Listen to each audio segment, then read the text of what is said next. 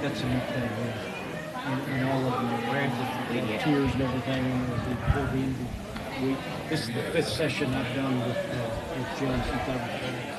So it's, I enjoy it. 16 years. That's awesome. I'm sorry I didn't recognize you, but I'm glad to meet you. I just didn't know who spoke to. No, that's fine.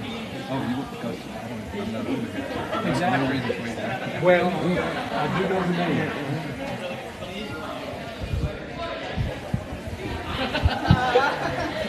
I want the money first. I don't care about anything else. Wait, don't know what I'm doing? Hey, Mark.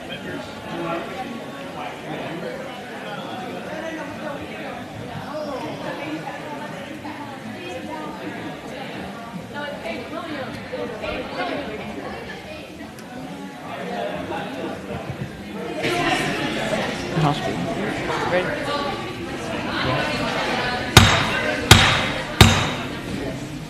The House will come to order. Members, please take their seats. Sergeant at Arms.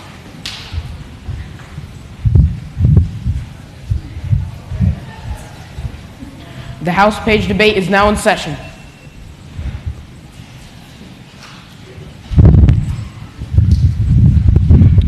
The members will rise and be led in prayer by Rihanna Wolstein and will remain standing for the Pledge of Allegiance to the flag of the United States of America, which will be led by Evelyn Johnson.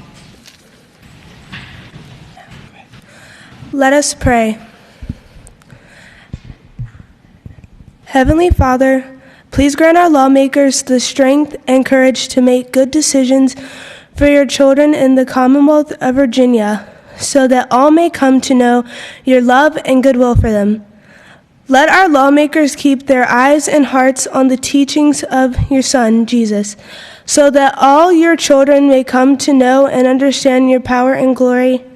And for those who have other beliefs, we can all practice the most important of all lessons, which is to simply love one another. We ask this in Jesus' name. Amen. Amen. To the flag of the United States of America and to the republic for which it stands, one nation, under God, indivisible, with liberty and justice for all. I take the prayer and go. Yeah, you're good. Thank you. Good job. The members will answer the roll call by indicating their presence on the electronic voting board. Is that everyone? Push yours. Can I say it? Mm-hmm. A quorum is present. All right. To the first morning hour of business. Delegate Dean.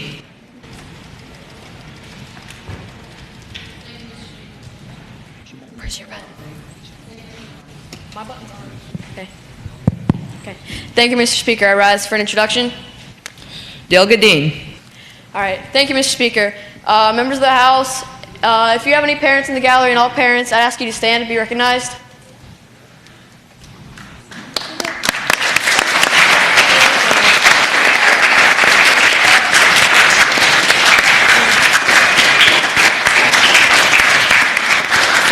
For anyone watching at home as well, I would just like to remind you all that these are the people who got you here, and these are the people that you really should be thanking. They, whether it's from getting you here in the afternoons on Fridays or just getting you clothes, these are the people that will get you here, and they'll get you far in life. Thank you, Mr. Speaker.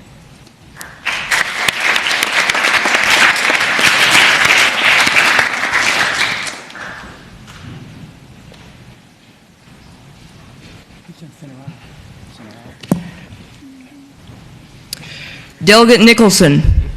Mr. Speaker, I rise for introduction. Delegate Nicholson. Mr. Speaker, in the gallery we have active duty and veterans, and I ask that they please stand. Okay, I guess that's nobody. Oh, I'm sorry. I ask that we give them a warm house welcome.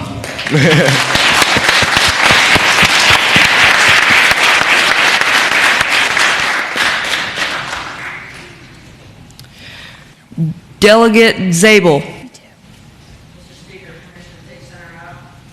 Delegate Zabel, you have the center aisle.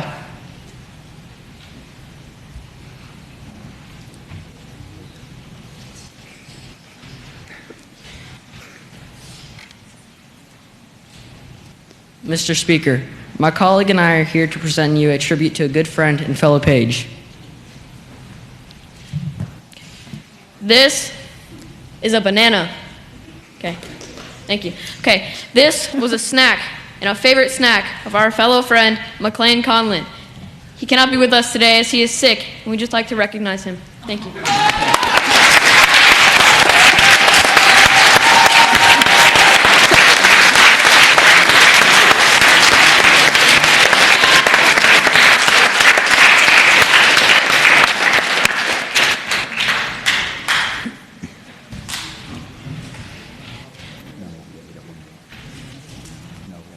The clerk will call the calendar.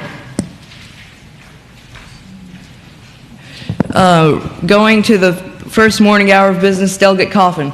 Thank you, Mr. Speaker. Mr. Speaker, members of the body, before we begin our session, I want to thank our head pages, Jacob and Evelyn, for all the work they have done this session. From the moment we have entered these historic halls and walked through the wide avenues and the long streets of Richmond, Jacob and Evelyn have been the guides that have led us through the weeks while also becoming our good and dear friends. These two make sure that we are and continue to be exemplary youths of the Commonwealth and that we can carry out our jobs with efficiency and decorum. So, Mr. Speaker, I ask that the members of this body recognize and applaud Jacob Dean and Evelyn Johnson for their invaluable influence on our page experience. Thank you, Mr. Speaker.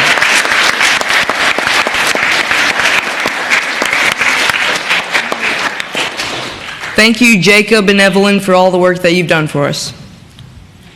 The clerk will now call the calendar. House Bill 1, a bill to amend and reenact the Code of Virginia relating to pharmaceuticals. Delegate Tan. Delegate Tan, you have the floor.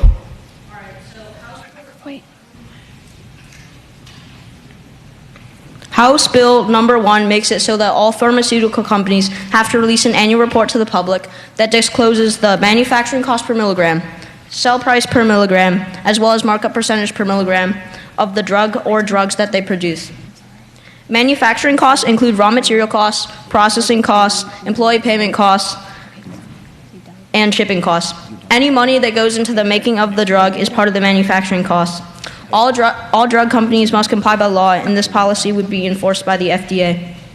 The goal of this bill is to increase transparency in the pharmaceutical industry and to prevent the unjust price increase of important drugs.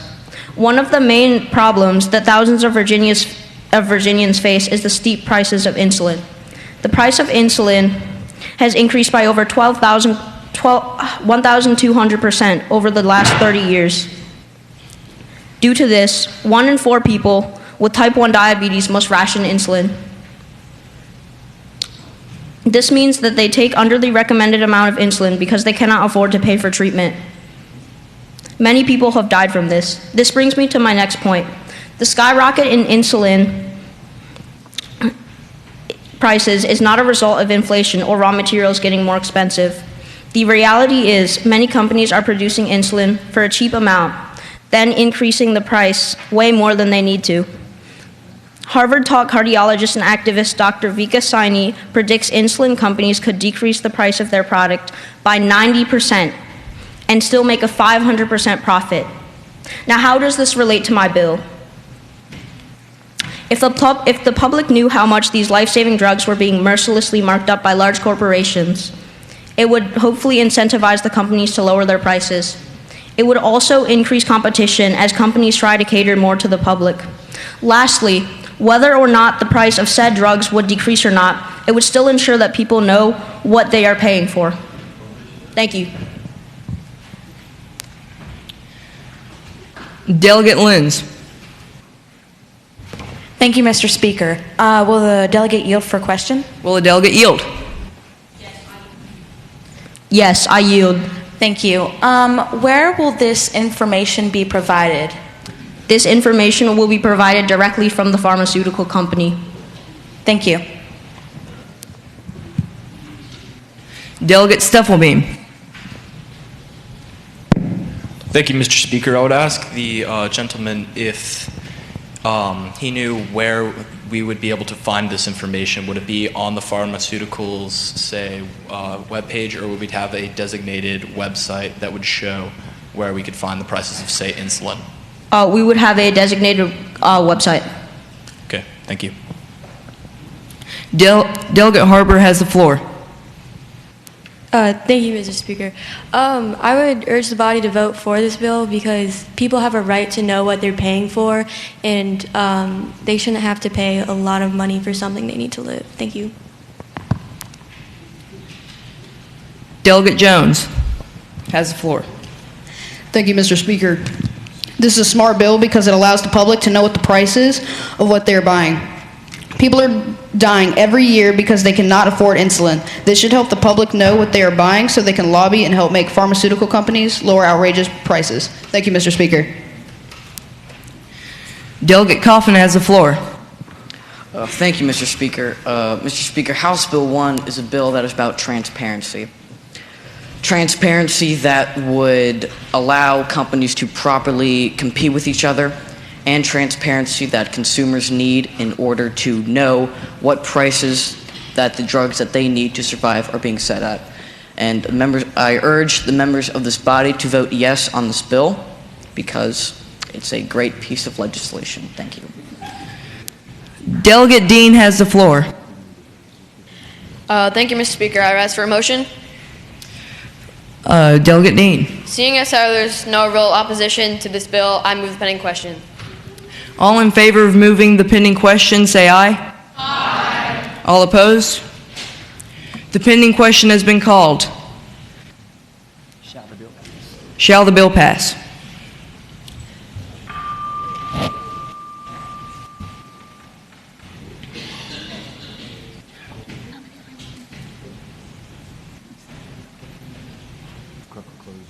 The clerk will close the roll. Yeas 35, nays 3, abstentions 1. Yeas 35, nays 3, abstentions 1. The bill passes. The clerk will continue with the calendar.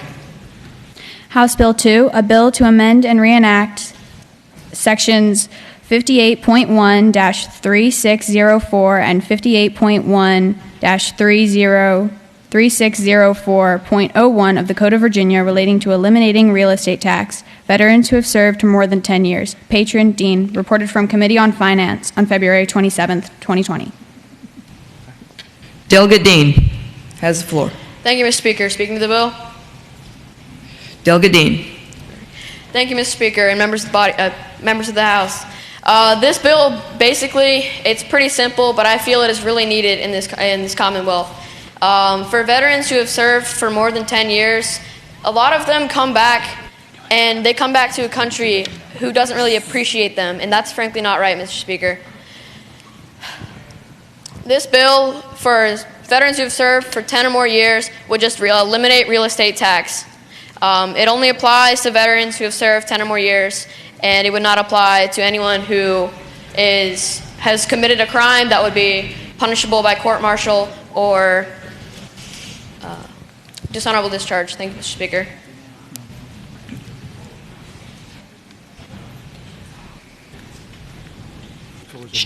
The floor is open for debate.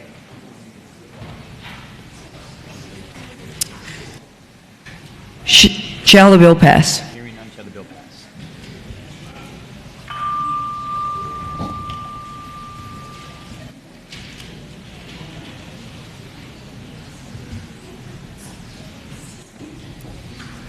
The clerk will close the roll. Ayes 35, nays 0, abstentions 0.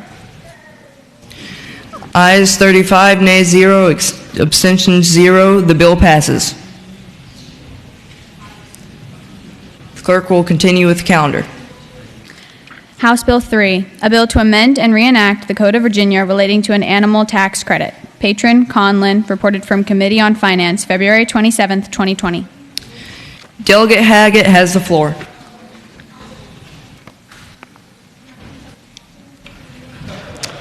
Permission to speak to the bill? Delegate Haggett. Thank you, Mr. Speaker. House Bill 2 provides a tax credit for all the Virginians who rescue animals. Nationally, 64% of animals that enter shelters will end up dying there. In Virginia, the number is 17%. This isn't by random chance. This is thanks to the thousands of Virginians who adopt instead of shopping for their pets. These people deserve a reward. Additionally, this bill can serve to motivate Virginians who are thinking about getting a pet to rescue. I hope it will be the will of the body to pass this bill. The floor is now open for the debate. Delegate Harbor has the floor. I don't really understand the need for this bill. Like, it's a dog. Do you really need like $50 because you adopt a dog? Delegate Haggett. I don't know if I understand the question. Would you mind restating that, please? It wasn't a question, it was a statement.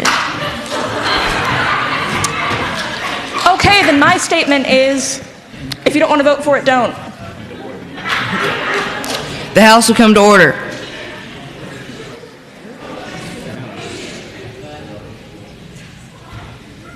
Delegate Stapleton has the floor. Will a delegate yield for a question? Yes, I will yield for a question. How do you find this bill necessary for purchasing a pet? Like, what is the main purpose or your main goal of this bill? I think that the goal is to motivate Virginians to adopt dogs. So many dogs go in shelters every year. And yes, many dogs go into shelters every year, and many of those dogs get euthanized. Luckily, Virginia has a very low euthanasia rate, but I think that we could get it even lower. Delegate Jones has the floor. Will the delegate yield? Yes, I will yield. Do you know how big these tax cuts will be? It is, I believe, $450 per animal. All right, thank you. Delegate Northcutt has the floor.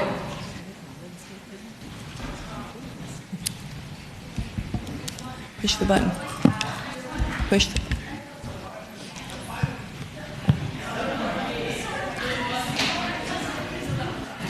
I'm sorry. I would like to ask the delegate if this money is encouraged to be spent on the animal. This money is given with the encouragement that it be spent for the animal. Delegate Just has the floor. Does the delegate yield? I yield. Is there a limit on the amount of animals you can adopt? There is not, but almost every locality in Virginia does have laws limiting the amount of animals that you can possess. In a Okay. lot of areas, that number is 3. All right, thank you. Delegate Dean. Will the delegate yield for a question? I yield. So, I know this isn't your bill and McLean's gone, but if you adopt the dog or the other animal and then you just return it, will you still get the tax credit? Because is there a way of actually... You would not. This bill requires physical proof that the dog is currently living with you at the moment that you receive the tax credit. Will the delegate yield for another question? I will. But if they were to actually get this form and then just return the dog or the other animal, will it still apply? It will not. Thank you. Delegate Johnson has the floor.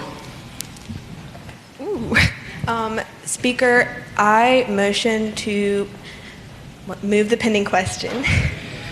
A motion has been made to move the pending question. House will remain at order. A motion has been made to move the pending question. All in favor of moving the pending question, say aye. Aye. All against? No. The pending question has been called.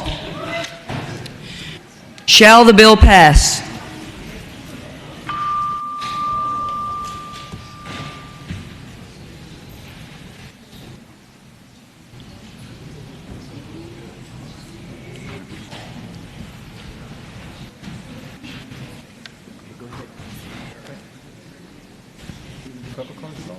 The clerk will close the roll.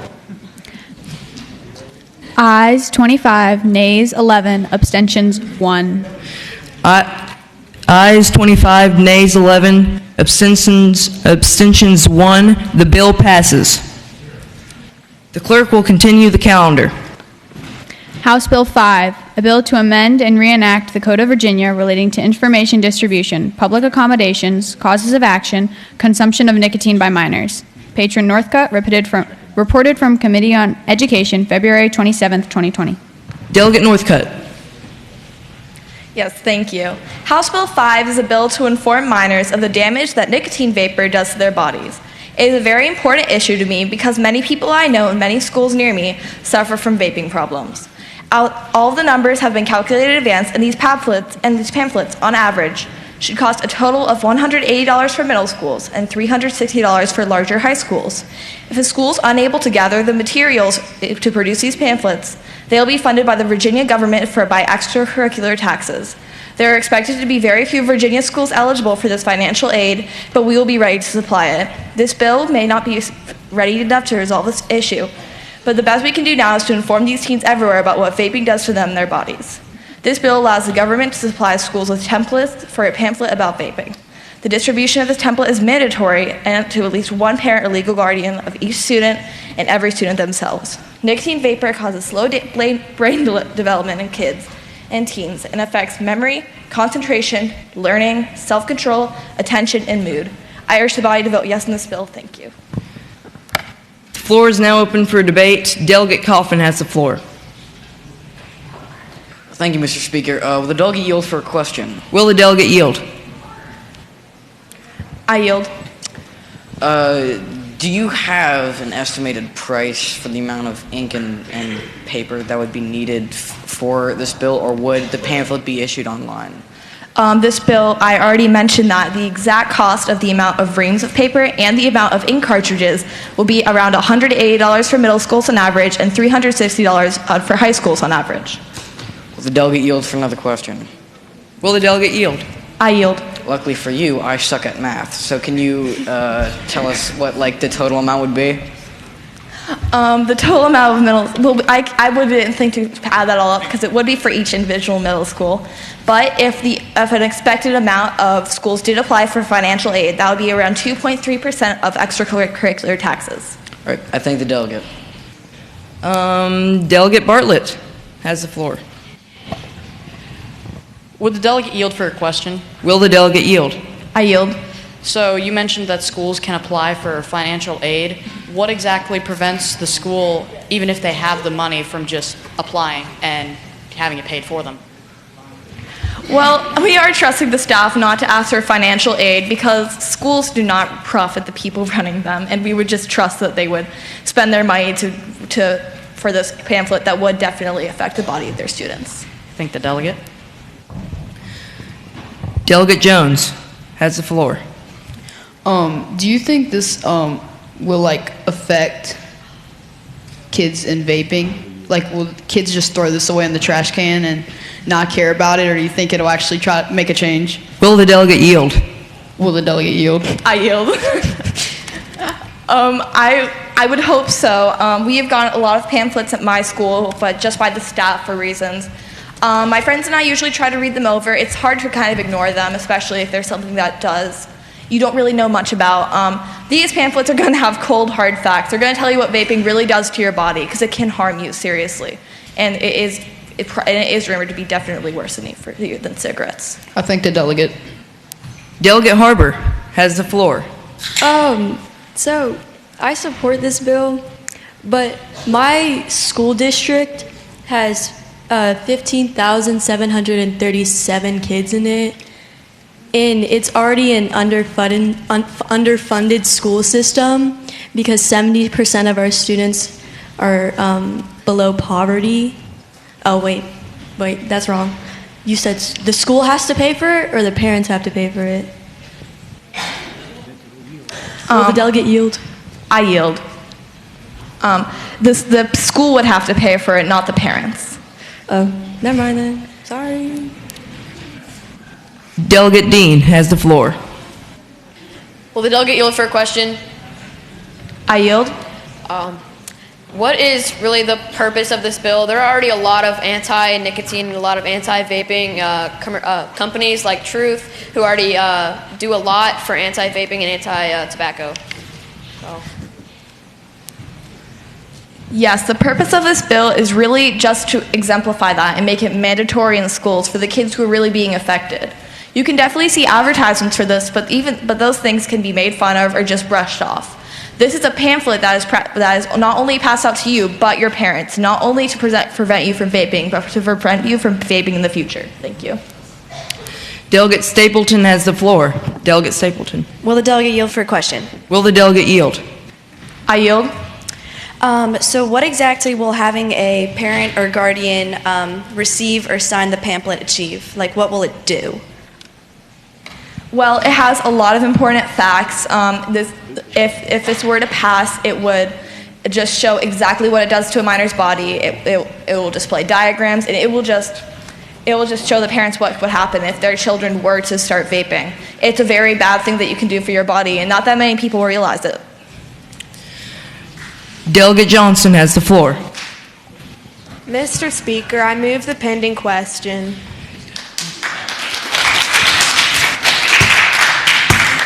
The House will remain in order. Delegate Johnson moves the pending question. All in favor of moving the pending question, say aye. Aye. All opposed? No.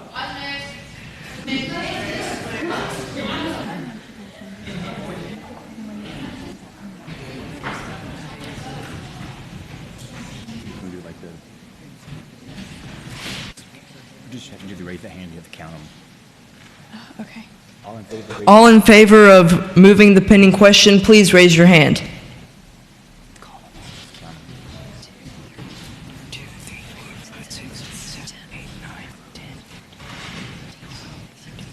It's been called. The pending question's been called. The pending question has been called. All in favor of House Bill 5? 4. 4. It's 5. It's 5. 5. Still 5. 5. It's not. All in favor of House Bill 5, please indicate your preference on the electronic voting board.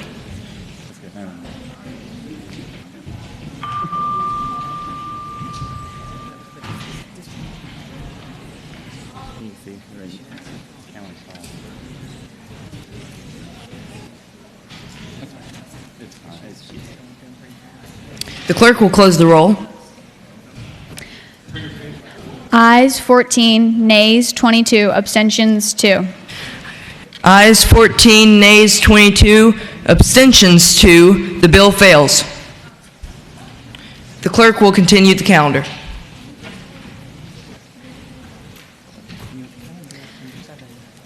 House Bill 7, a bill to create a chapter of the Code of Virginia with the name of Virginia Unrecyclable Plastic Taxation relating to the taxation of the production, import, and export of unrecyclable plastics. Delegate Stapleton has the floor. Speaking to the bill. Mr. Speaker, speaking to the bill. This bill is fairly simple. It is just creating an 8% tax on the production of unrecyclable plastics and a 5% tax on the import and export of unrecyclable plastics. Both of these plastics apply to the same items a normal production and import-export tax would. I've handed out my bill, so hopefully they answer all of your questions. The purpose of this bill is to minimize and reduce the quantity of unrecyclable plastic production. It also encourages the amount of recyclable, greener, healthier options. I also hope that this bill raises awareness for Virginia's plastic production, and I encourage the body to vote in favor of this bill. The floor is now open for debate. Delegate Jones. So this will only apply to big companies, it won't hurt small businesses, correct? Correct. Okay, I thank the delegate. Delegate Dean has the floor. Will the delegate yield for a question? Yes, I yield. Due to his very blunt question, how would this not affect small business? So, as I stated, it's only the production of plastics, and you normally don't have single-hand smaller businesses making their own plastic in the garage. They're mainly purchasing their plastics from bigger companies, and the companies are the ones paying for the production and the shipping and the export. Will the delegate yield for another question? Yes, I yield. All right. So, would this have to deal with companies based in Virginia or just factories making the plastics, or would it be importing and exports? So it would be the companies producing the plastic in Virginia and the companies sending the plastics out of Virginia, and also the companies sending it into Virginia. So a kind of a mixture. Does that answer your question? Yes. Thank you. Delegate Haggett has the floor. Will the delegate yield for a question? Does the delegate yield? I yield.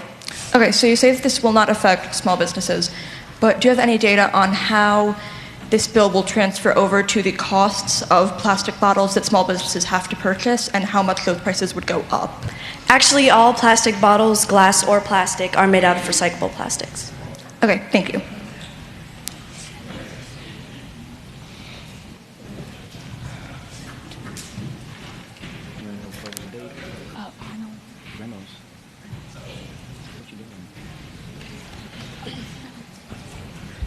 Delegate Reynolds has the floor.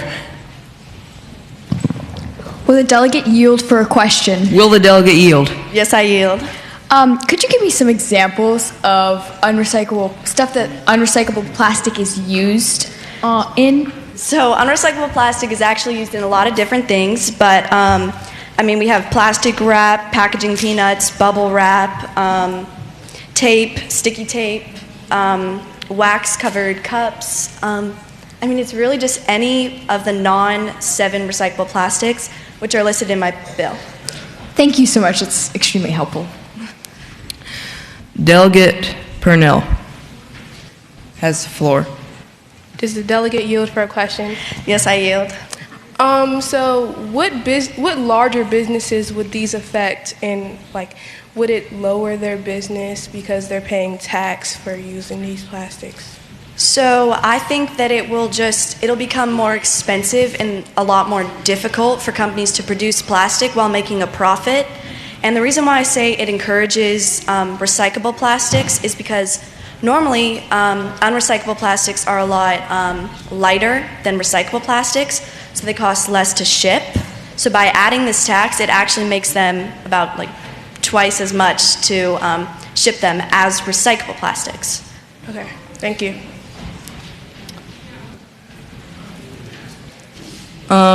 Delegate Lentz has the floor. Thank you, Mr. Speaker. I like the bill. Thank you. Thank you.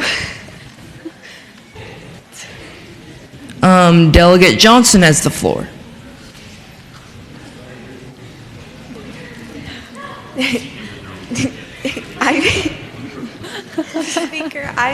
Mr. Speaker, I motion to move the pending question. Delegate Johnson moves that we move the pending question. All in favor, please say aye. Aye. All against? The pending question has been called. All in favor of House Bill 7, please vote your preference on the electronic voting board.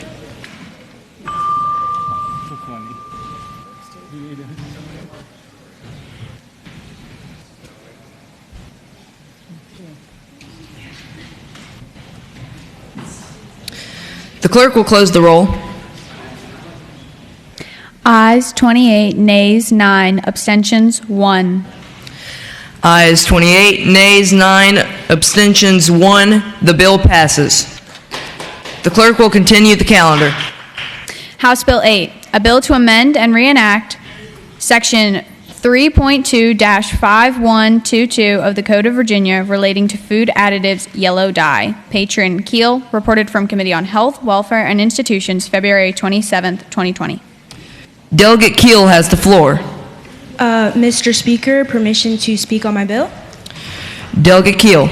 Thank you, Mr. Speaker, members of the House Page debate. I've read several articles concluding that yellow number 5 causes various medical conditions. I'm not a doctor, but there are several studies completed and numerous testaments regarding the following, like hyperactivity, rashes and hives, depression, cancer, and asthma. Regardless of how many of these turn out to be proven or not, I'm not sure how eating a product that was made from industrial coal tar can be good for you. At best, there is no nutritional value. At worst, it may be causing a whole host of problems.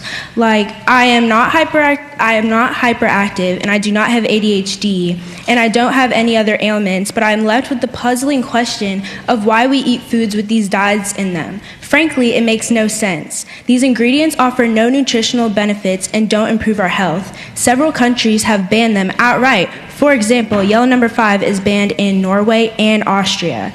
and others are in the process of reducing the allowable quantities. So why should we keep feeding them to our families? The dye's sole purpose is to make foods look more colorful. It just isn't worth the risk to me. If we eat less processed food, we can avoid consuming yellow number 5.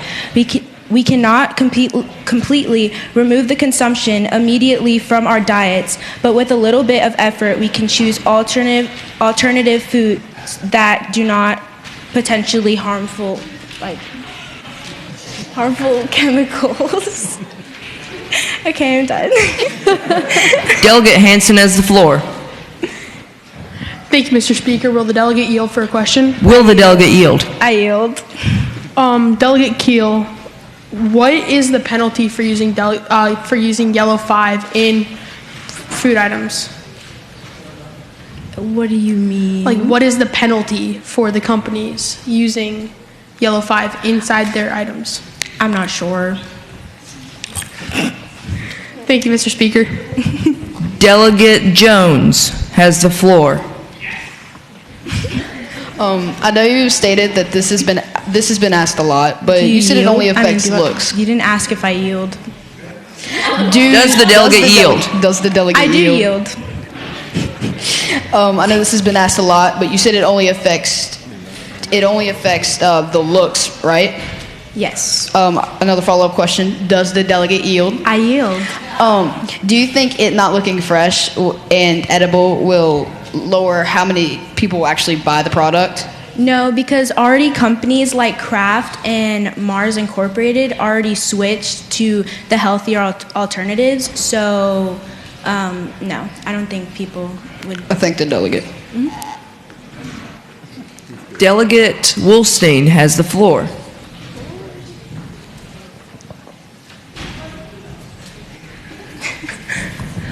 Would the delegate yield for a question? Will the delegate yield? I yield. What food items are the dye found in? Foods that contain yellow number 5 are processed pastries such as Twinkies, neon-colored sodas like Mountain Dew, kids' fruit drinks such as Sunny D, Kool-Aid Jammers, and several varieties of Gatorade and Powerade, and brightly colored candy, sugary breakfast cereals, pancake mix, like pretty much everything unhealthy. Delegate Dean has the floor. Will the delegate yield for a question? Will the delegate yield? I do not yield. Okay. Okay, fair enough. Delegate Carpenter has the floor.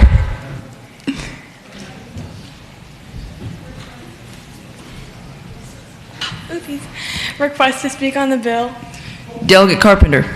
I encourage people to vote in support of this bill because I don't think kids or anyone, for that matter, should be thinking that candy is harmless or certain foods like that because people, they're like Halloween, it's really advertised, and I think people should know what they're eating and know that it doesn't have healthy benefits and it's not safe. So that's it.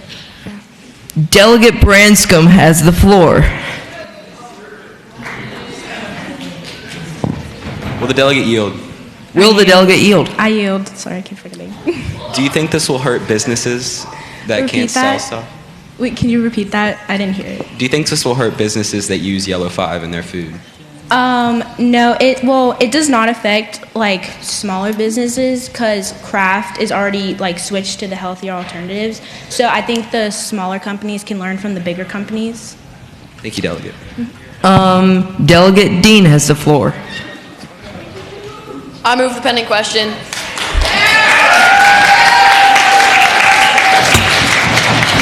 House will remain in order.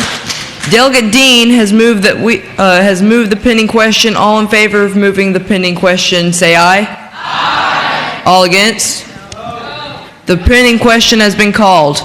Shall the bill pass?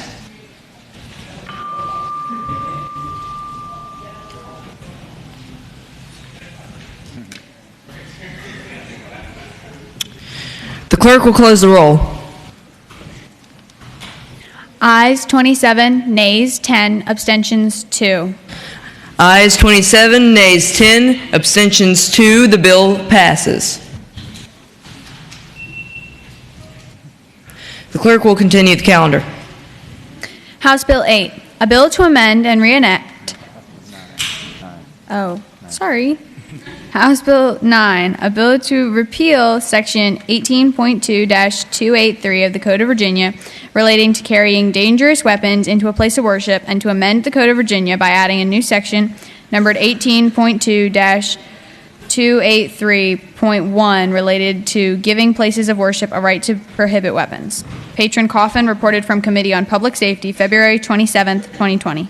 Delegate Coffin has the floor. Thank you, Mr. Speaker. Permission to speak to my bill. Delegate Coffin. Thank you, Mr. Speaker. Mr. Speaker, members of this body, House Bill 9 is a bill that, it's a simple bill. It repeals first off, it repeals a section in the code relating to carrying a weapon into a place of worship while a meeting for religious purposes is happening.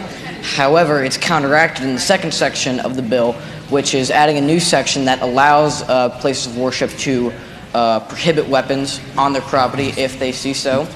I believe that not only does this bill give rights to law-abiding gun-owning citizens to exercise their rights bestowed to them by the Constitution, and to give places of worship the right to prohibit weapons if they see fit. I hope that this body will bestow this bill a generous fate by passing it. Thank you, Mr. Speaker. If you'd like to speak, please move to the back of the chamber. Delegate Cobb has the floor. Thank you, Mr. Speaker. I rise to speak to the speak to the bill. Delegate Cobb. I strongly support this bill because religious places of worship deserve to have weapons on campus in case something were to happen. For example, there was an incident in Texas where a shooter arrived at a church with a gun, and another man had a gun on him, and he was able to stop the shooting in 6 seconds, saving many lives. Thank you. Delegate Harbor has the floor. I'm really confused. I thought this was to make it so you cannot have guns on religious properties. Mr. Speaker, can I sort of... Delegate Coffin. It's repealing a section that does not allow you to carry weapons into a place of worship, but I'm replacing that section with a new section that allows place of worship to prohibit weapons. Okay, cool. Delegate Myers has the floor. Mr. Speaker, speaking to the bill. Delegate Myers. Thank you, Mr. Speaker. I would like to start by saying that I am fully in support of House Bill number 9. I believe that it's very important for all Virginians to be able to keep their firearms with them in order to protect themselves. This would make it so that any individual can bring their firearm to their place of worship as long as the church does not specifically prohibit that firearm in that specific place of worship. An incident a few years ago happened where a group of people were at their place of worship attending a service when an armed shooter showed up to do a mass shooting, and a man right outside of the place of worship had his firearm, and he reacted within 6 seconds. It was able to wound the shooter and save many lives. And if he hadn't have been able to have this firearm at that place of worship, that shooter may have been able to harm more people. If it hadn't been for that citizen and his firearm, the shooter would have been able to do much more harm than what he did.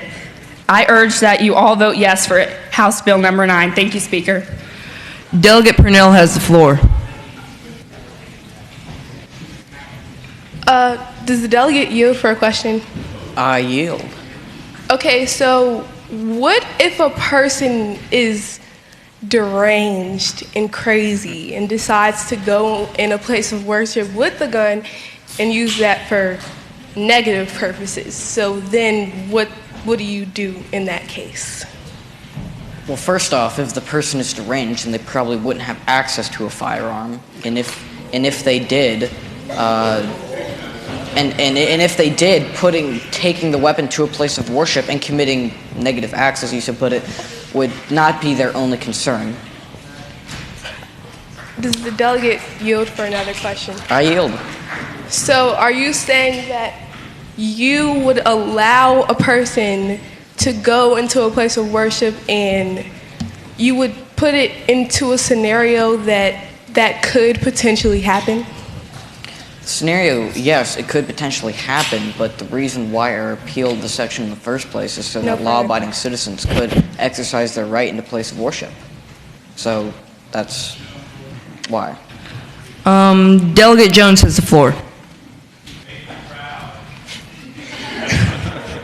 So this gives churches the right to bring weapons into their church, or gives people right to bring weapons into the church, but also gives them the authorization to prohibit this as well? Yes, basically the process that happens is if a place of worship wants to prohibit weapons, they submit a declarative message to the Department of Public Safety, and then that whole thing happens. And if they don't, then that means that citizens can carry their weapons in a place of worship. I thank the delegate. Delegate Lenz has the floor. Thank you, Mr. Speaker. I'm not sure if this question has come up, but could the church council of said church change the rule? If they did not want any firearms in their house of worship, could they say that? Can you be more specific? Would the church have the option of saying no firearms allowed in this church? Yes, that's what the bill does. Okay, sorry. Thanks. Delegate Dean has the floor. I'm so sorry. I move the pending question. Delegate Dean moves the pending question. All in favor of moving the pending question, say aye. Aye. All opposed? No. The pending question has been called. Shall the bill pass?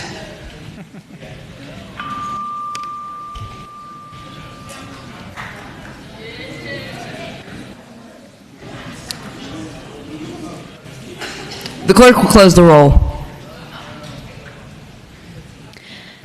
Ayes 21, nays 13, abstentions 1. Ayes 21, nays 13, abstentions 1. The bill passes.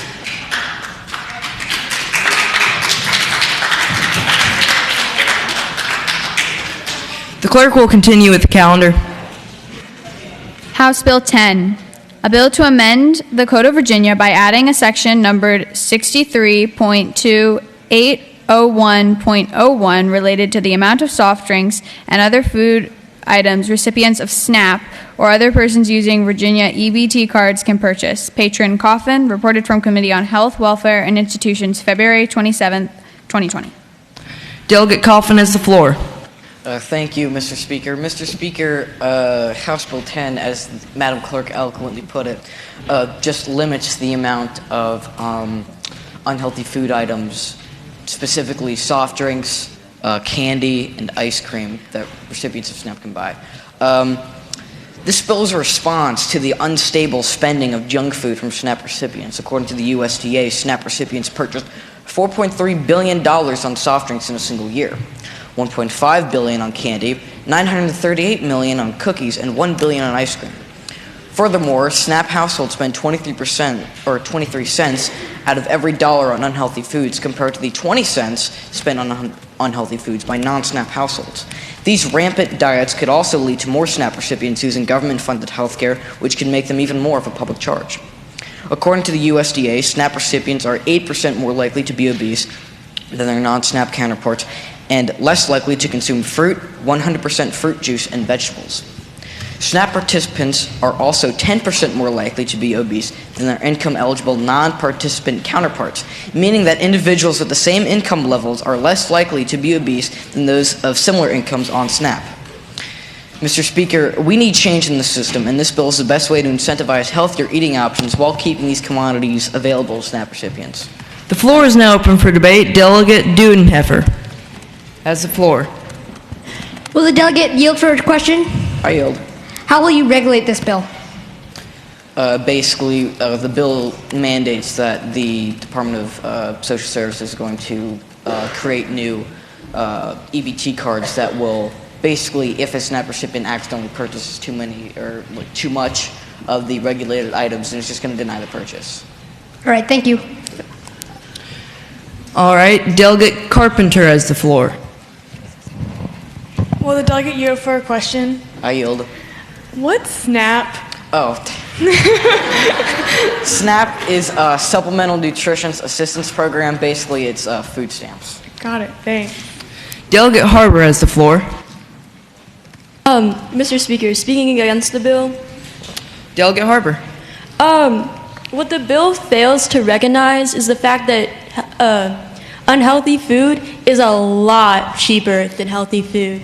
What we should be doing instead is regulating the price of healthy foods and making it easier to access. Thank you. Delegate Johnson has the floor. Mr. Speaker, I move the pending question. Delegate Johnson moves the pending question. All in favor of moving the pending question, say aye. All opposed? No! The pending question has not been moved. Delegate Lenz. Thank you, Mr. Speaker. Now, I'm not very informed on type 2 diabetes, but from watching Paul Blart, Mall Cop, I'm pretty sure that this... So what if someone like Paul Blart is on SNAP and he has type 2 diabetes and that requires him to have sugar? What would they do in that case?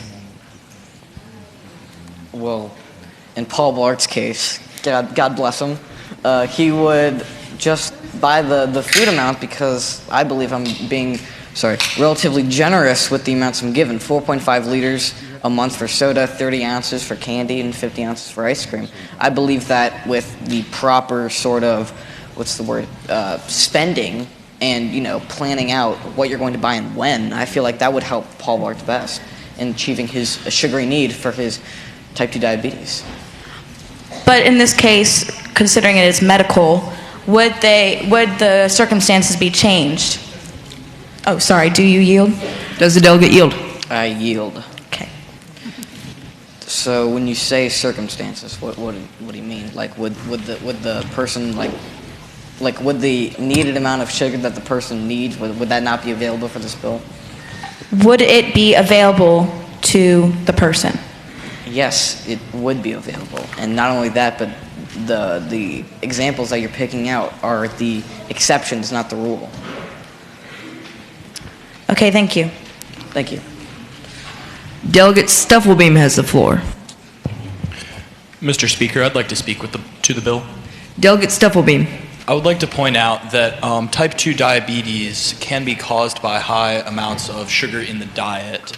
So by keeping people on these programs, which they're consuming high amounts of sugar, could cause even more cases of type 2 diabetes. Thank you, Mr. Speaker.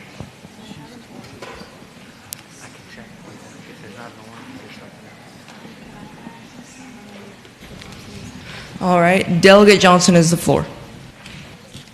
Mr. Speaker, I again move the pending question. Delegate Johnson moves the pending question. All in favor of moving the pending question, say aye. Aye. All opposed? The pending question has been called. Shall the bill pass?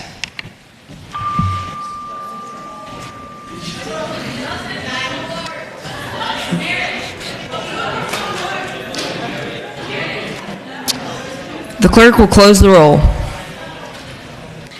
Ayes 21, nays 17, abstentions 1. Ayes 21, nays 17, abstentions 1. The bill passes. The clerk will continue the calendar. House Bill 13, a bill to amend the Code of Virginia relating to education freedom. Patron Haggett, reported from Committee on Education, February 27, 2020. Delegate Haggett has the floor. Thank you, Mr. Speaker. House Bill 13 is, at its core, about choice. The lack of explicit laws on educational freedom has allowed school boards to create a patchwork of laws across Virginia relating to homeschooling, going above and beyond the requirements listed in Section 22.1 of the Code of Virginia. Every child is different, so why should we expect them all to learn best in a public school? Whatever the circumstances, homeschooling should be an option on the table. The government simply should not have the power to decide the path of education for the 1.7 million school-aged children of Virginia. All this bill does is allow for freedom of choice. I hope that it will be the will of the body to pass this bill. The floor is now open for debate. Delegate Jones. Thank you, Mr. Speaker. House Bill 13 is a bill that I strongly support. This bill doesn't give localities the power to decline people of the right to homeschool. The government doesn't know a child like their parents do. There are roughly 1.9 million people under the age of 18 in Virginia, and I know good and well the localities do not know the best schooling option for every single child in this Commonwealth. I strongly urge the members of this body to vote yes on this bill. Thank you, Mr. Speaker. Delegate Stapleton. Will the delegate yield for a question? Will the delegate yield? I yield. So is there a bill or an amendment that restricts kids from homeschooling that I'm unaware of? Is there already a bill in place? There is not, but there are no bills in place that stop localities from restricting. So many localities have been passing laws adding many added restrictions to homeschooling, not telling districts about them until the last possible minute, and then threatening them with prosecution or refusing to let their child be homeschooled if they don't comply with these regulations that they had no knowledge of. Will the delegate yield for another question? I will. Is there any scenarios specifically that you can give me, like the specifics of certain districts or whatnot that are doing that? Specifically, Loudoun County, about a year and a half ago, legislation was put before the school board basically getting rid of the religious exemption entirely, which would have resulted in 1 in 5 homeschooled kids in Loudoun having to go back into public schools. Thank you. Delegate Dean has the floor.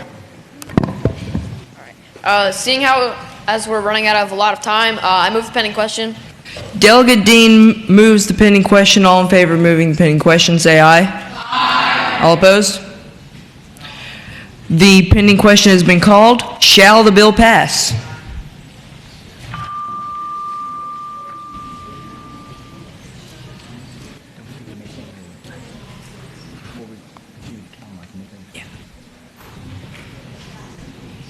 The clerk will close the roll.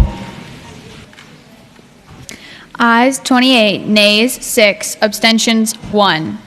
Ayes 28, nays 6, abstentions 1. The bill passes. I'd also like to make an announcement thanking the Speaker and all the delegates and the members of the clerk staff for all of their work throughout this debate and setting it up. So I'd like the chamber to please applaud them.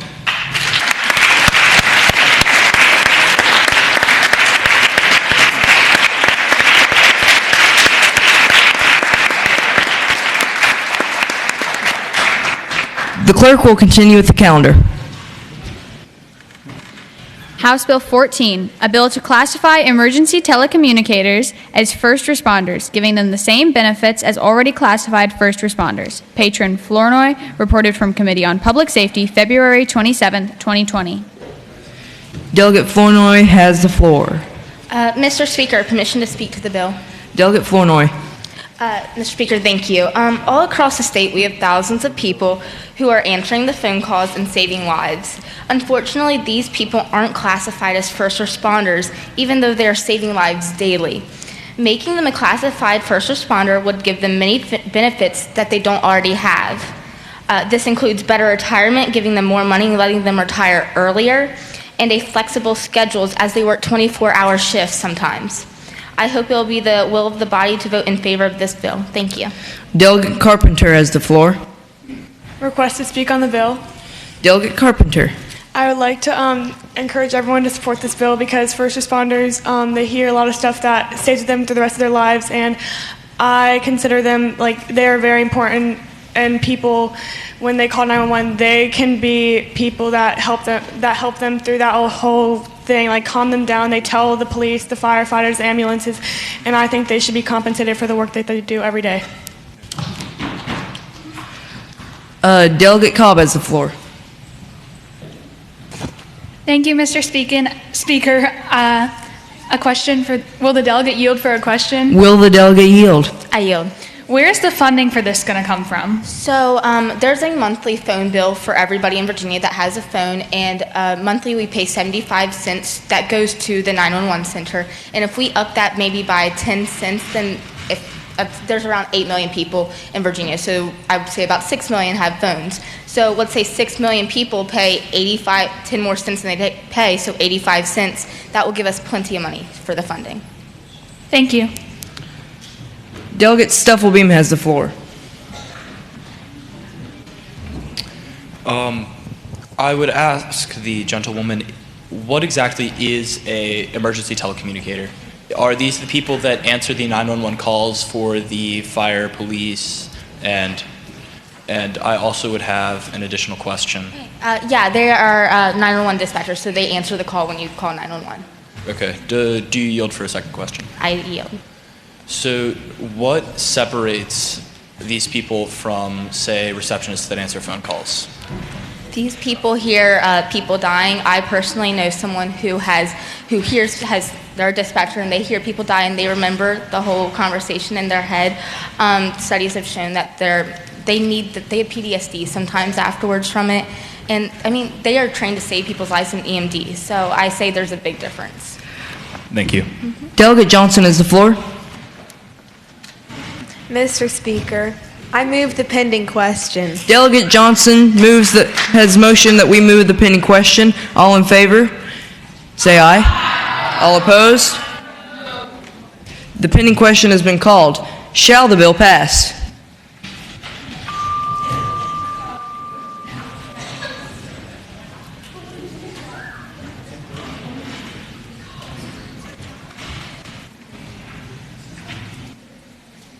The clerk will close the roll.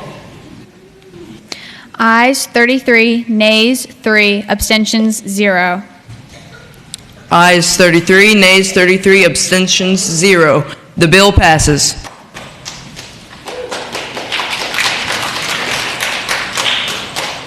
The clerk will continue the calendar. House Bill 16, a bill to amend and reenact the Code of Virginia relating to public schools, electives on Hebrew Scriptures, New Testament, and other religious texts. Patron Bartlett, reported from Committee on Education, February 27th, 2020. Delegate Bartlett. Thank you, Mr. Speaker. Speaking to the bill. Delegate Bartlett.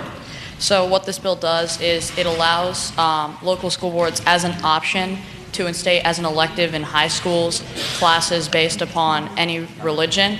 The Virginia Department of Education would be responsible for creating the curriculums for said classes.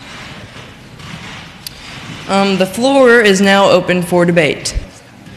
Delegate Carpenter has the floor. Will the delegate yield for a question? I will yield. Would the school, would they be able to pick which classes they want to have, or would they be required to, if they chosen a certain religion, would they have to do all religions, or would they be able to pick which ones they want to teach? Well, there would be the school board's option, but it would greatly depend upon the amount of people who have said religion in the school system. So, basically, if you decide to teach religion, anyone in the school, for example, if there's most of the people in the school, there's Jewish people, Christian people, Muslims, all that kind of stuff. Would they have to teach all those classes to make it fair for all the students? They would not have to, but it's up to the school board. See, I feel like some people could take that as that they're not being fair and they're only teaching certain classes when they should be talking about other religions that aren't getting as much information told to students about them. I would answer that the last section of the bill specifically states that there would be no discrimination or sort of animosity towards other religions or non-religious beliefs. Okay, thank you. Delegate Jones has the floor. Does the school board deem a religion... Oh, will the delegate yield? Yes, I will yield. Does the school board deem a religion or anything worthy? Is the school board the person, the item that chooses if a religion is worthy of an elective? Will you please repeat the question? Does the school board choose which religions get an elective and which ones don't? Do they deem what is worthy and what is not? Yes, but it would probably be based on the amount of students in their school system that have certain religions. All right, I think the delegate. Delegate Dean has the floor. I move the pending question. Delegate Dean motions that we move the pending question. All in favor say aye. Aye. All opposed? The pending question has been called. Shall the bill pass?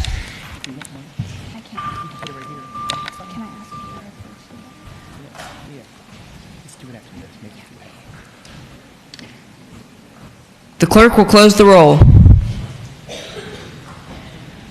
Ayes 27, nays 10, abstentions 0. Ayes 27, nays 10, abstentions 0. The bill passes. The clerk will continue the calendar. House Bill 17, a bill to amend and reenact Section 18.2-308.01 of the Code of Virginia related to carrying a concealed handgun with a permit, employees of any agency of the Commonwealth or political subdivision thereof. Patron Bartlett reported from Committee on Public Safety, February 27, 2020. Delegate Bartlett has the floor. So what this bill does is if you have the necessary permit to carry a weapon and you are an employee of the Commonwealth, then you can bring your weapon to work with you. However, the agency can prevent you from doing that should they have security there to protect you. All right. The floor is now open for debate. Delegate Myers. Mr. Speaker, speaking to the bill. Delegate Myers, you have the floor. Thank you, Mr. Speaker. I'm going to start off by saying that I'm in full support of HB 17. Every citizen in the Commonwealth has the right under the Constitution to be able to protect themselves by means of a firearm. The bill says that any citizen of the Commonwealth of Virginia is allowed to carry a concealed handgun into their place of worship if that place of work is not already providing them with proper protection in the form of an armed guard or police officer. I would like to start off by saying that I know people that have their concealed handgun permit, and I would like to let everyone know that permit is not handed out to any given person. In order to obtain that permit, you have to go through many steps and have many background checks in order to receive this permit.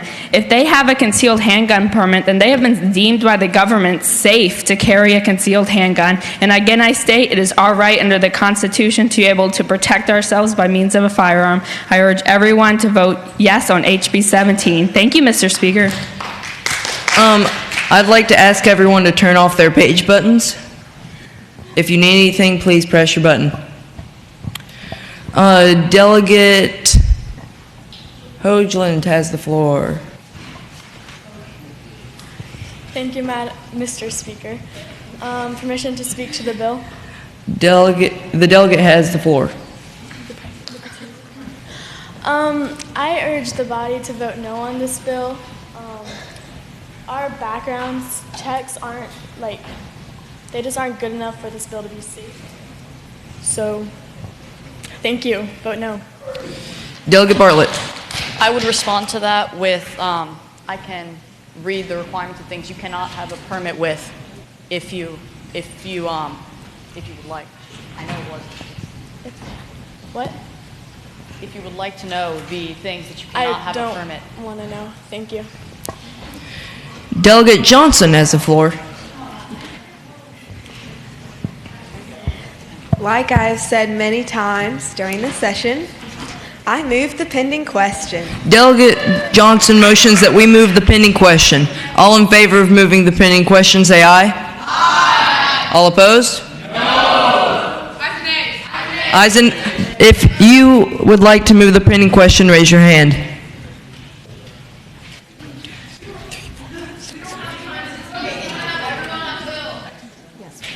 It makes it. The pending question has been called. Shall the bill pass?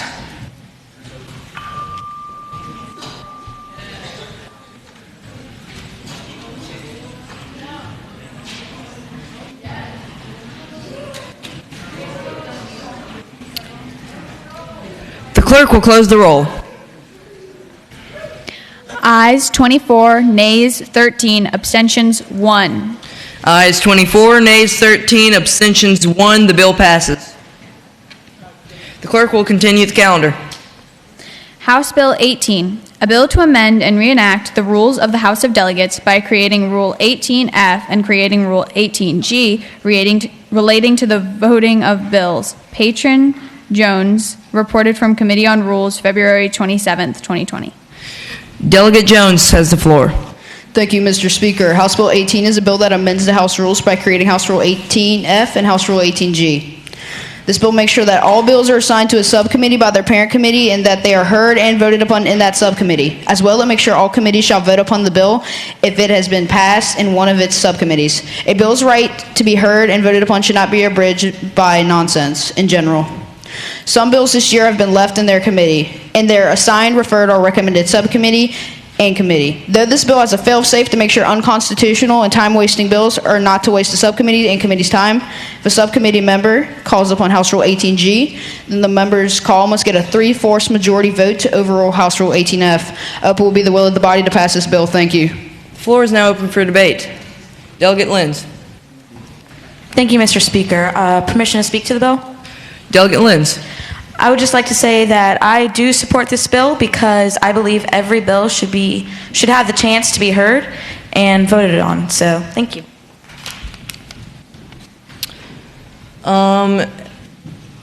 Seeing no opposition or questions, shall the bill pass?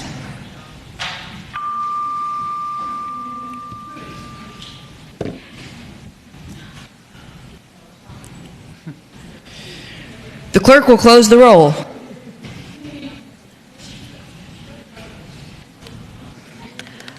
Ayes 35, nays 1, abstentions 1. Ayes 35, nays 1, abstentions 1. The bill passes. The clerk will continue with the calendar. House Bill 19, a bill to amend and reenact the Code of Virginia relating to Virginia lottery funds going to education in the Commonwealth of Virginia. Patron, Lenz, reported from Committee on Finance, February 27th, 2020. Delegate Lenz has the floor. Thank you, Mr. Speaker and members of the body. House Bill 19 simply requires the Virginia Lottery to contribute at least 17% of its annual lottery funds to education in the Commonwealth of Virginia. This bill is not taking money away from the winner of the Virginia Lottery, but instead the money would come out of the taxes the Virginia government already receives from the lottery. The money would go to the school board of the specific district. There are 133 in Virginia. And they can decide how the money would be used. However, they cannot use the money to increase their pay. The money would make a great difference in education in Virginia, and I hope it's the will of the body to vote yes to House Bill 19. Thank you. The floor is now open for debate. Delegate Stufflebeam has the floor. Mr. Speaker, I'd like to ask the gentlewoman a question. Does the delegate yield? Gentlewoman, thank you. I yield. Okay, so how do you distribute the money? Is it you give every county a certain amount based on their population, or do you give each county the same amount of money? So the money would be distributed based on population and yearly income from that school. Does that make sense? Does the delegate yield for an additional question? I yield. So does this specifically benefit schools that have higher populations of lower income students? No, the money is distributed based on population of the school and the yearly income of the school, not the students. Or I mean the families. Is that what you asked? Not really. Can you elaborate then? Okay, so basically, if you have more families that have a lower income, does the school receive more money for that? Or if you have say more families that are wealthier, the school gets more income? No. Which is it then? You just said no. It does not matter whether the student's family has a high income or a low income. Does that answer your question? Still no. You're not giving me an answer. Yes, thank you, Delegate Dean. What I'm asking is, say a student has a low income family. Okay. And say the school has multiple of those low-income families, they have more low-income families than high-income. Does that school receive more funding than a school that has more students with a higher income? No, it does not. The school does not get more money than a school with high-income families. So that answers your question. Yes, it does. Yes, it does. It does answer your question. Delegate Armstead has the floor.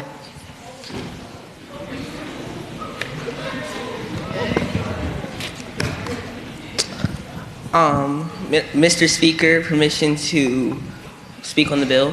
Delegate Armstead.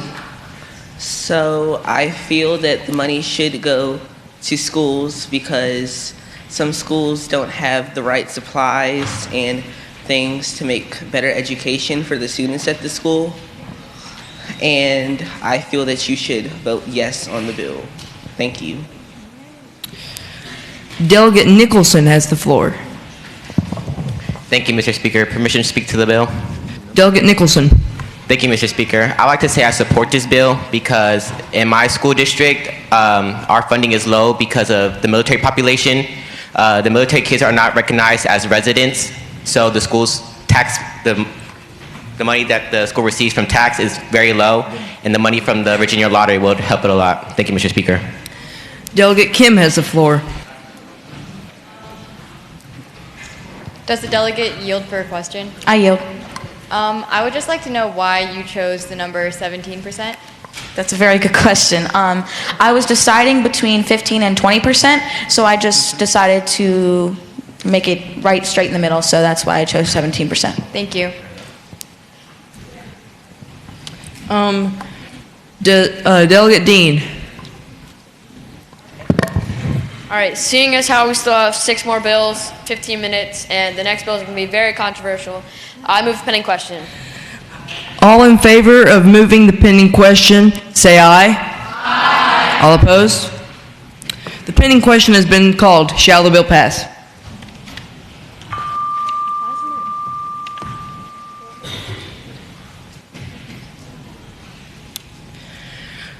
The clerk will close the roll.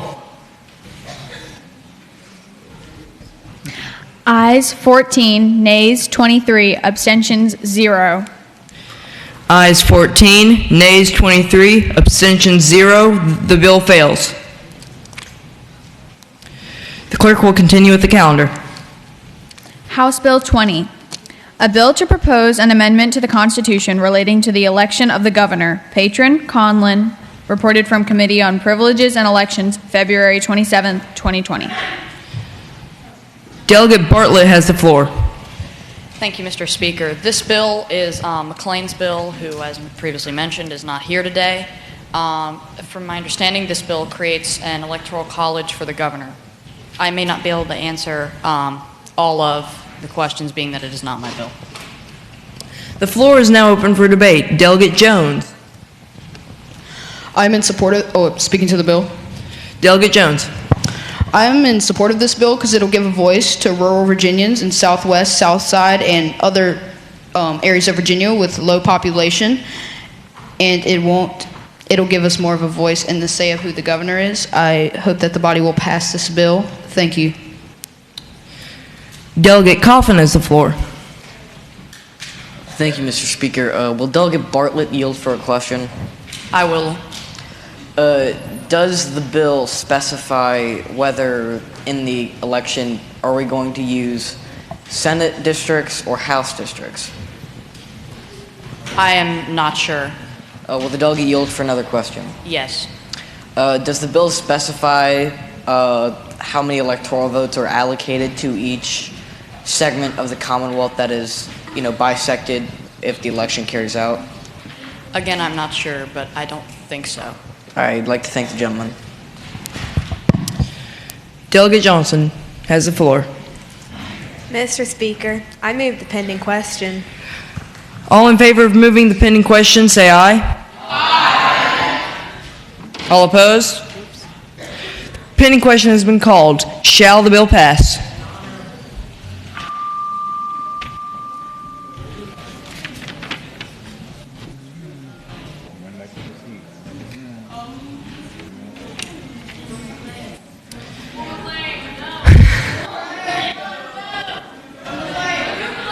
The clerk will close the roll.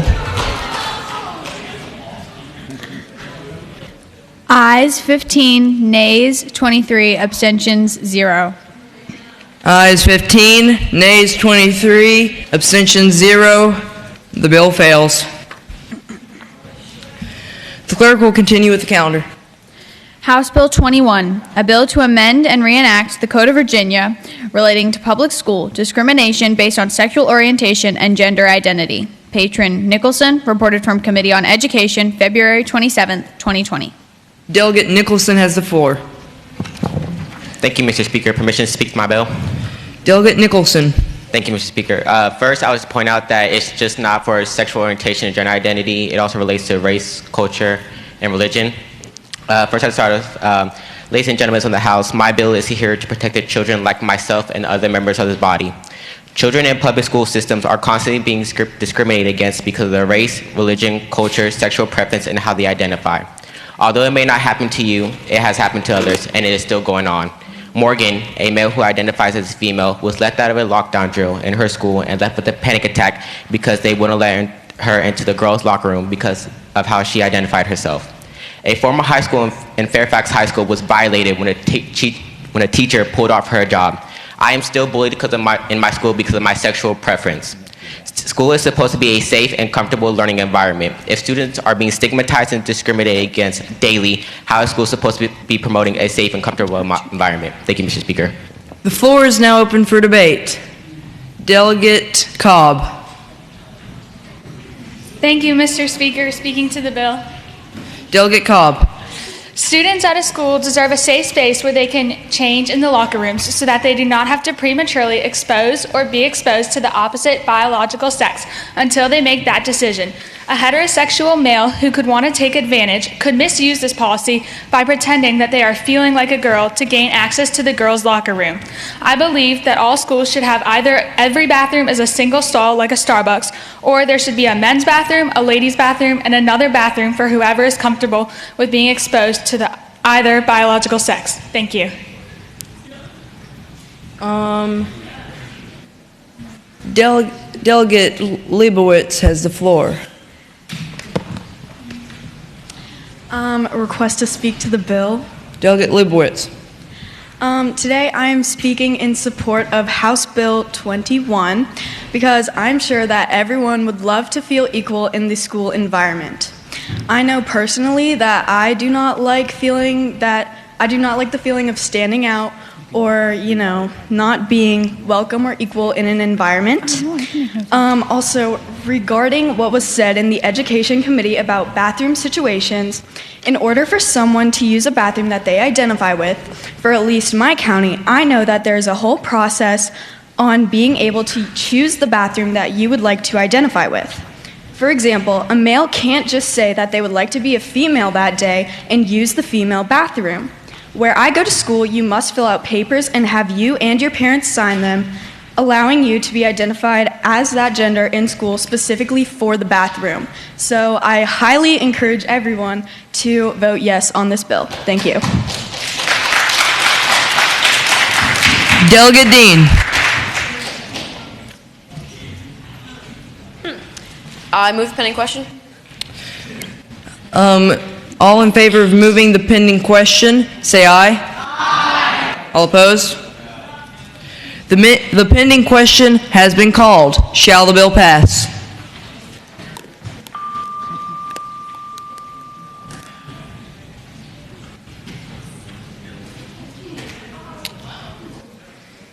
The clerk will close the roll. Ayes 22, nays 14, abstentions 1. Ayes 22. Nays 14, abstentions 1. The bill passes.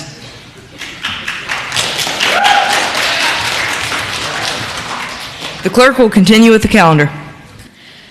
House Bill 23, a bill to amend and reenact the Code of Virginia relating to public restrooms, cleanliness, and maintenance.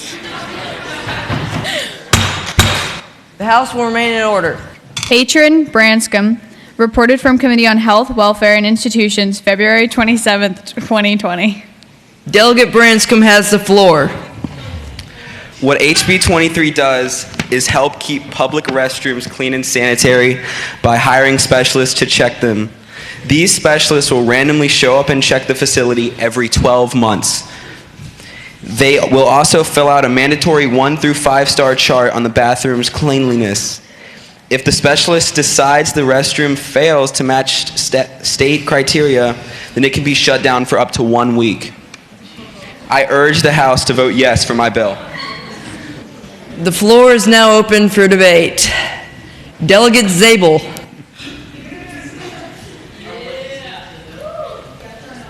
Nope. Oh, I would like to speak to the bill. Delegate Zabel has the floor. I would like to say that I like this bill because it will stop the spreading of diseases in bathrooms. It'll supply more jobs. Nobody likes a dirty bathroom. And I'm in 100% support of the police. Diseases.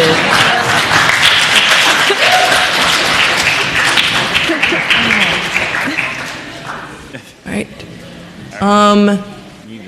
Delegate Barnes. I would like to speak to the bill. Delegate Barnes has the floor. I also, okay, so yeah, I have been on a lot of road trips and things, and so I've experienced a lot of very questionable bathrooms, and I don't want anybody else to have to go through that. So I urge you to vote yes for this bill. Delegate Dean has the floor. I move the pending question. The Delegate Dean asks that we move the pending question. All in favor of moving the pending question, say aye. Aye. All opposed? No. The pending question is called. Yes, keep it moving. All in favor, shall the bill pass?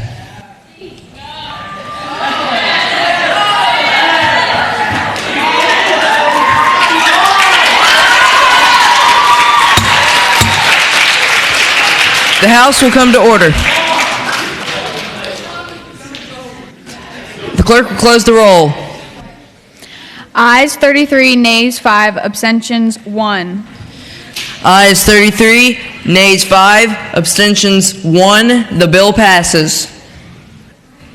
The clerk will continue with the calendar. House Bill 24, a bill to amend and reenact the Code of Virginia relating to public schools discrimination based on hair length or style. Patron Nicholson reported from Committee on Education, February 27th, 2020. Delegate Nicholson has the floor. Thank you, Mr. Speaker. Permission to speak my bill? Delegate Nicholson. Thank you, Mr. Speaker. My bill prevents public schools from enforcing any kind of disciplinary act relating to curly hair, braids, and dreadlocks. Mr. Speaker, our hair has been called unprofessional and unkept. We are constantly being told to cut it, straighten it, or perm it. Right now, there's a high school student who is unable to attend school right now because the school will suspend him or send him to an alternative school because of his hair. There was a time when I was uncomfortable with my hair. My hair was different from the rest of the kids. It wasn't until at the end of 8th grade that I got comfortable with my hair and chose to embrace it. I would also like to point out that the African American community itself spends over $1 billion annually on hair products. My hair is a sign of my dedication. I wake up every morning just to do it. I know I wake up earlier than the rest of these pages, except one, to do my hair. Even though we are criticized for our hair choices, we often see our hairstyles appropriated by those who do not have the cultural roots in our styles. Curly hair, braids, and dreadlocks are not a wardrobe, but a culture. The school system should not be allowed to police our hairs because our hair is not a wardrobe, it's our culture. We need to support diversity. I need you to support this bill. Thank you, Mr. Speaker. Due to time constraints, this bill will not be debated. All in favor, shall the bill pass?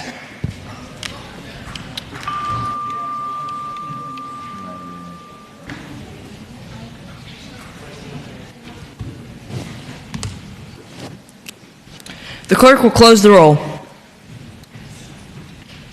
Ayes 30, nays 7, abstentions 1. Ayes 30, nays 7, abstentions 1. The bill passes. The clerk will continue the calendar.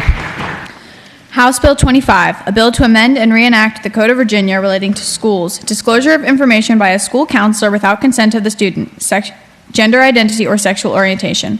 Patron Harbor reported from Committee on Education, February 27th, 2020. Delegate Harbor has the floor. My bill states that if a student comes out to a counselor saying that they are gay or transgender, that counselor cannot tell the parents without a written note. And the note has to say something along the lines of, you can tell my parent I'm gay, or you can tell my parent I'm trans. Thank you. Due to time constraints, this bill will not be debated. Shall the bill pass? It's 59. kill the bill. The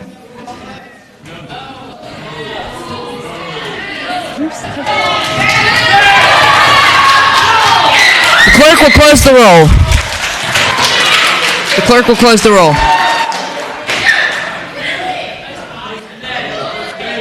The clerk will close the roll. Ayes 19, nays 19, abstentions 1. Yeas 19, ayes 19, nays 19, abstentions 1. The bill fails.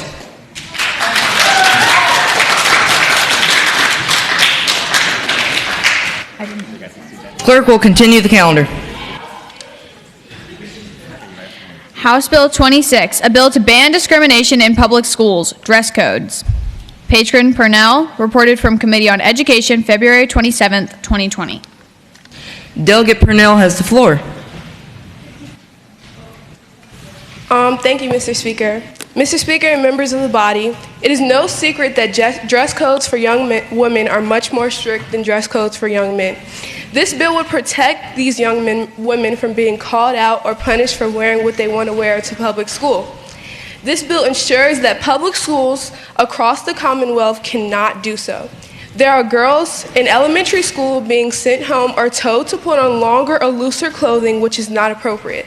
If a child would like to wear a certain article of clothing to school to a certain extent, they should not be shamed because heterosexual boys' hormones are racing, grown men are being perverted, or because girls have uncontrollable curves to their body. This bill does not say girls can wear bikinis to school. It simply says young girls should not have to constantly be worried about being sexualized. Women are not objects and should not be treated as so for simply wearing an article of clothing that anyone else considers wrong. It is my wish that the bill will engross and pass this bill. Thank you. Due to time constraints, this bill will not be debated.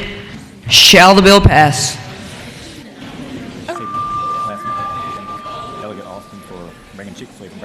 Okay.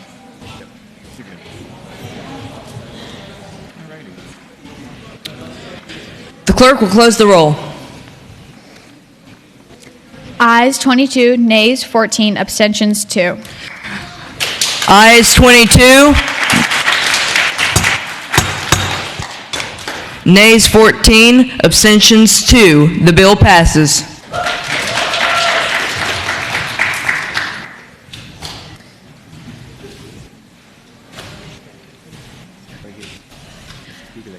Mr. Speaker, that concludes the calendar. Does the clerk have any additional announcements?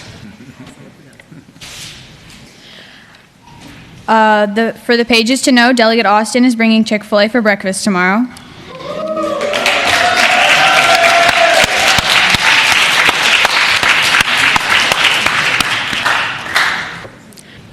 All pages are requested to clean up your desks and return to the Omni immediately after adjournment. And Merriweather's is closed.